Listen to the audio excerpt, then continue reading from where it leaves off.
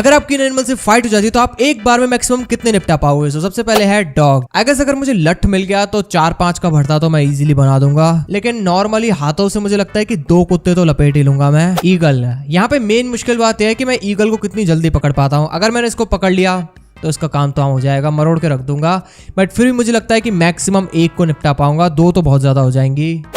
अगर बड़े साइज का है तो मुझे लपेट के निपटाएगा, अगर छोटा है तो मे बी मैं 1 या फिर 2 मार सकता हूँ, या 0। टाइगर, इसके अगेंस्ट तो कोई भी चांस नहीं, अनटिल अनलेस मेरे पास में एक धांसू अस्त्र हो जिससे मैं इसे लपेट सकूं। सो 0 को लॉक करते हैं, मैंने बोला ही था। एंड लास्टली मच्छर, जितने पकड़ में आ जाएंगे उतने लपेट दूंगा। सो इन्फिनिटी को लॉक करते हैं, या 1 to infinity।